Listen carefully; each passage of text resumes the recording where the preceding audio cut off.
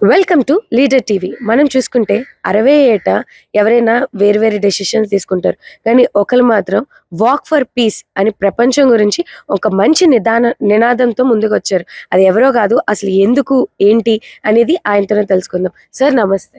నమస్తే అమ్మ. అసలు మీరు ఈ డెసిషన్ ఎందుకు తీసుకున్నారు? అంటే 60 ఇయర్స్ ఏజ్‌లోని walk for peace that to 29 kilometres నడాలి అని. ఆ ఆలోచన మీకు ఎందుకొచ్చింది? ఇది ఎప్పటినుంచో నా మైండ్‌లో ఉంది. వాక్ ఫర్ పీస్ చేయాలని. సో, ఇది ప్రపంచంలో ఇప్పుడు బౌద్ధ భిక్షులందరూ కూడా కలకత్తాలో చేయడము, తర్వాత ఇప్పుడు యూఎస్‌లో చాలా వరకు వాక్ ఫర్ పీస్ చేస్తున్నారు. సో, దానిది నేను ఇన్‌స్పిరేషన్‌గా తీసుకొని, నేనెందుకు 60 ఏటన ఈ డెసిషన్ తీసుకోకూడదనేది అనుకున్న తర్వాత చేయాలనేది నిర్ణయించుకున్నాను. సో, ఇంతకన్నా పుట్టినరోజు నాడు కన్నా ఇంకా వేరే రోజు ఏది ఉంటుందనే ఆలోచనతోని ఈరోజు మొదలెట్టాను. అది కూడా 29 తారీఖు 29 కిలోమీటర్లు నడవాలనే సంకల్పం చేశాను. సో, ఈ యోగా విలేజ్ నుంచి భీమినిపట్నంలో ఉన్న యోగా ఇన్‌స్టిట్యూట్ వరకు 29 కిలోమీటర్లొస్తుంది. సో, అక్కడికి ఆహ్, నడుస్తూ వెళ్ళాలనేది, శాంతి యాత్ర అనేది చేయాలని అనుకున్నాను. చెప్పినప్పుడు మా మిత్రుడు భగవాన్ గారు కూడా నేను కూడా బయలుదేరుతానని చెప్పి ఆయన కూడా రావడం జరిగింది. సో, మేమిద్దరం ఈరోజు ఈ 29 ప్రయాణం ఇద్దరం కలిసి చేస్తున్నాము. నాకు చాలా సంతోషంగా ఉంది. అదే కాకుండా ఇంకోటేంటంటే ఎప్పటినుంచో నన్ను ఇన్‌స్పిరేషన్‌గా మాకు స్పెక్ట్ సంస్థ వాళ్ళు ఈ ఆర్గాన్ డొనేషన్ చేస్తున్నారనేది నాకు ఎప్పటినుంచో తెలుసు. కానీ ఈ 60 ఏట నేను నా ఆర్గాన్ డొనేషన్ చేయాలనేది సంకల్పించుకొని ఈరోజే చేద్దామనేది, అందుకే మేడం గారిని కూడా పిలవడం జరిగింది. సో, నా అప్లికేషన్ అయ్యి సంతకం చేసి వాళ్ళకి హ్యాండ్ ఓవర్ చేశాను. సో, నా బాడీ ఇక వాళ్ళదే. అండ్ ఎవరికి ఉపయోగపడుతుందో అది తర్వాత ఆంధ్ర మెడికల్ కాలేజ్‌కి ఈ బాడీ అనేది ఇవ్వడం జరుగుతుంది నా తదనంతరం. అంటే మీరు చెప్పింది చూస్తే మీరు ఆల్రెడీ ఒక సక్సెస్‌ఫుల్ లైఫ్‌ని లీడ్ చేస్తున్నారు.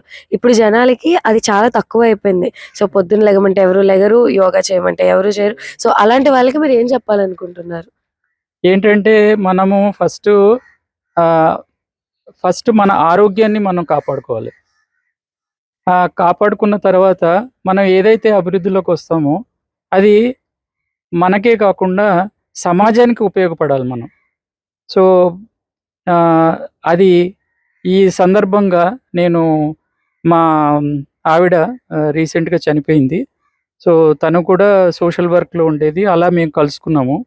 సో, సంగీతము, సాహిత్యము, ఈ సమాజ సేవ అనేది నాకెప్పటినుంచో 1992 నుంచి నేను గుజరాత్, మహారాష్ట్ర, రాజస్థాన్, తర్వాత ఇలాంటి ప్రదేశాల్లో నేను పనిచేయడం జరిగింది. సో, నేను ఏ ప్రైవేట్ సంస్థకి పని చేయలేదు ఇప్పటి వరకు. సో, అందుకని చెప్పి ఈ విధంగా ఆహ్, మా సంస్థ ద్వారా ఎంతోమందిని 2000 పిల్లల్ని ఇప్పటివరకు గ్రాడ్యుయేట్స్ అయ్యారు. ఇంకా ఒక ఉమెన్ ఎంపవర్‌మెంట్ కింద ఇప్పుడు ప్రస్తుతం గజపతి నగరంలో స్కిల్ డెవలప్‌మెంట్ ప్రోగ్రామ్‌లో కుట్టు, అల్లికలు, తర్వాత ఈ ఆహ్, స్క్రీన్ ప్రింటింగు, తర్వాత క్లాత్ బ్యాగ్స్, ఈ ప్రత్యామ్నాయంగా మనకి ప్లాస్టిక్ బ్యాగ్స్‌కి ప్రత్యామ్నాయంగా అది ఒక ప్రోగ్రామ్ జరుగుతుంది. అలాగే స్కూల్స్‌లో రీడింగ్ అనేది చేయిస్తున్నాము పిల్లలతో. అంటే ఇన్‌స్పిరేషనల్ స్టోరీస్ ఏదైతున్నాయో వాళ్ళకి చదివించి, వాళ్ళతో చెప్పించి అందరికి అర్థమయ్యేటట్టుగా ఒకటి కమ్యూనికేషను, ఫియర్ పోవడం ఇవన్నీ చేస్తున్నామనమాట. సో, ఎప్పటినుంచో ఉన్నది ఇప్పుడు ఈ 60 ఏట ఇంకా ముందుకు తీసుకెళ్ళాలి ఊపిరిన్నంత వరకనేది నేను నిర్ణయించుకున్నాననమాట. సో, భగవాన్ సార్ మీరే చెప్పాలి. సార్ చెప్పిన వెంటనే మీకు కూడా చెయ్యాలి అని ఎందుకు అనిపిచ్చింది? ఇప్పుడు ఆయన చెప్పారని మీరు చేయాలని లేదు. కానీ మీకు గూడా ఒక ఐడియా ఉండుంటది. సో, ఎందుకు మీకనిపిచ్చింది? ఈ వాక్ ఫర్ పీస్ అనేది అమెరికాలో భిక్షకులు చేస్తున్నారు. వాళ్ళు ఇండియా నుంచి కూడా వెళ్లారు వాళ్ళు. వాళ్ళతో పాటు ఒక అలోక అని ఒక కుక్క కూడా వాళ్ళని ఫాలో అవుతుంది.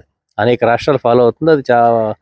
అది సోషల్ మీడియాలో ఒక పెద్ద వైరల్ అయింది. ఒక సెన్సేషన్ కూడా అయింది అది. పీస్ టాక్ కింద చాలా ఇదయింది. వాటిని మేము ఫాలో అవుతున్నాం. ఈ లోపల మిత్రులు ఈ విధంగా చెప్పడం, ఈరోజు యాత్ర చేయడానికి వాళ్ళకి సపోర్ట్గా ఈ వాక్ ఫర్ పీస్ శాంతి యాత్ర చేయడం నాకు చాలా సంతోషం కలిగించి ఆయనతో పాటు నేను పార్టిసిపేట్ చేస్తాను. అసలు ఇందులోని మెయిన్ హైలైట్ నువ్వే అన్నమాట.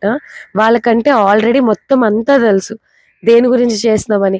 ఈ ఏజ్ లోని వాళ్ళు పిలిచిన వెంటనే ఈ 29 కిలోమీటర్స్ వాక్ లో నువ్వు పార్టిసిపేట్ చేయడం జరిగింది. నీ పేరేంటి, ఏం చదువుతున్నావు, అసలు నీకు ఎందుకు దీని మీద చేయాలని ఇంట్రెస్ట్ కలిగింది? నా పేరు వెన్నెల.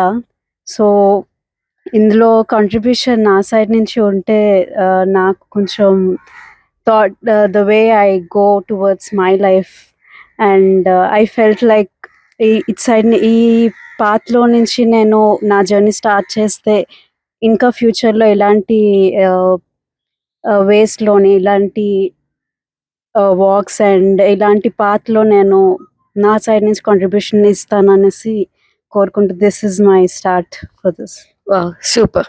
ఈమెన ఉద్యమంలో వారు కూడా ఒక భాగస్వామి అవటం, అందులోకి నాకు అత్యంత ఇష్టమైన సబ్జెక్ట్ ఈవేళ వాక్ ఫర్ పీస్. ప్రపంచంలో ఈవేళ లేనిది పీసేనండి.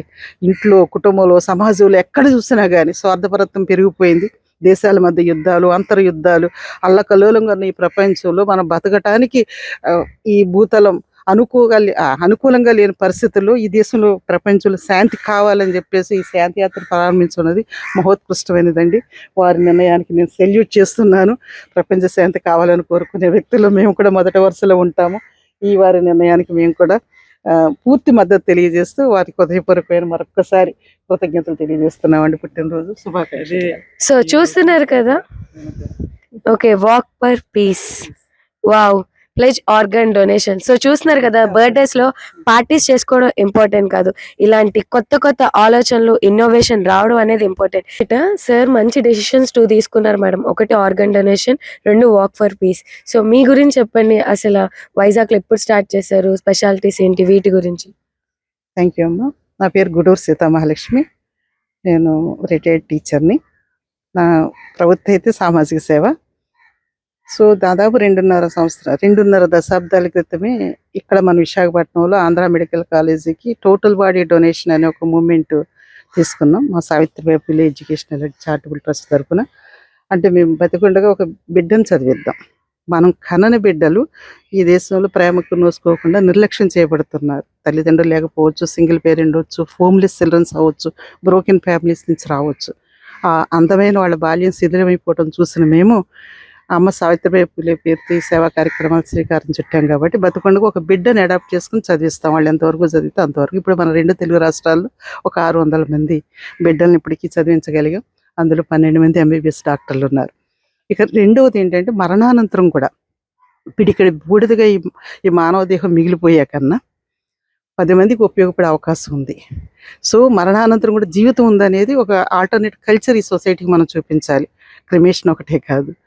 సో దాన్ని కూడా మరణం ద్వారా కూడా జీవించవచ్చు. అదే మరణించిన జీవించండి అనే స్లోగన్ మేము ఇవ్వటం జరిగింది. 18 ఏళ్ళు నిండిన బిడ్డల్ని మేము బ్లడ్ డొనేట్ చేయమంటున్నాం. ఎందుకంటే అది కూడా ప్రాణదానమే.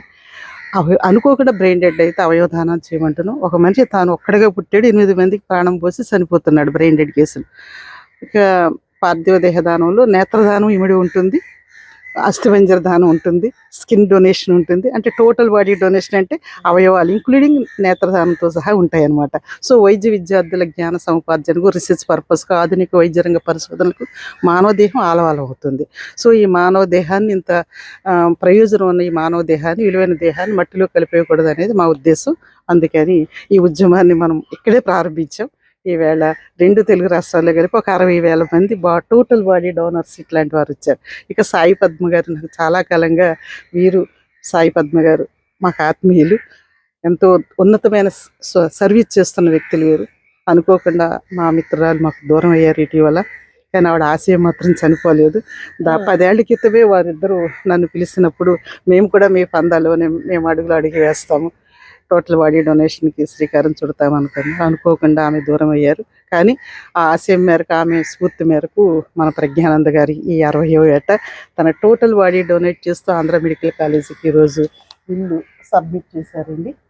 ఇది తీసుకోవడానికి నేను ఇందులో ఇంక్లూడింగ్ అన్నీ ఉంటాయండి. ఓహో అవునా, అవునవును, నేత్రదానం చేశారు.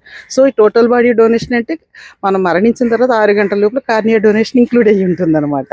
సో అది కూడా ఇద్దరు అందులకు వెలిగినివ్వటమే కదమ్మా. సో ఆ రకంగా నేత్రదానము, అవయవ దానము, శరీర దానము, అస్థిపంజర దానం, స్కిన్ డొనేషన్ అన్నీ కూడా, అంటే మన మానవ దేహంలో ఏది కూడా నిరుపయోగం కాదమ్మా. సో ఇంత విలువైన ఈ మానవ దేహాన్ని ప్రజాహితం కోసం, సమాజ హితం కోసం ఇవ్వటం అనేది అత్యున్నతమైన దానం అనమాట. ఈ ట్రస్ట్ ఎన్ని సంవత్సరాల నుంచి మేడం? ఇది 2000లోనే స్టార్ట్ చేస్తామమ్మా మేము. కాకపోతే ఈ కాన్సెప్ట్ని అందుకోవటానికి ప్రజలు అప్పుడు సంసిద్ధంగా లేరు. ఎందుకంటే మరణం తర్వాత జీవితం అనేది యాక్సెప్ట్ చేయదు మన సమాజం. ఎందుకంటే మనం 0 స్థాయిలో ఉన్నాం. మరణం తర్వాత మనకు చాలా మిత్స్ ఉన్నాయి. పైలోకాలకు వెళతాము, శ్రాద్ధ కర్మలు, పిండ ప్రదానాలు ఉన్నాయి, స్వర్గ నరకాలు ఉన్నాయి, ఎన్నో భ్రమలు మన చుట్టూ మన మైండ్లో ఉన్నాయి. ఆ బాడీ డొనేషన్ అన్న, అవయవదానం అన్న మనల్ని యాక్సెప్ట్ చేయలేని రోజుల్లో అనుకోకుండా నేనే సఫరర్ని అయ్యాను, కిడ్నీ పేషెంట్ అయ్యాను. అప్పుడు కోయంబత్తూరు వెళ్ళాను. అక్కడ చూస్తే ఎంతమంది ముక్కు పచ్చలారిన బిడ్డలు చనిపోతున్నారు అవయవాలు లేక అనేది గమనించిన తర్వాత నేనే ఇందుకు ఈ మూమెంట్ స్టార్ట్ చేయకూడదు అని అనిపించి మళ్ళీ తిరిగి వచ్చిన తర్వాత ఈ ప్రయత్నం చేద్దాం ముందే నా బాడీతో స్టార్ట్ చేశాను 2003లో. గ్రేట్.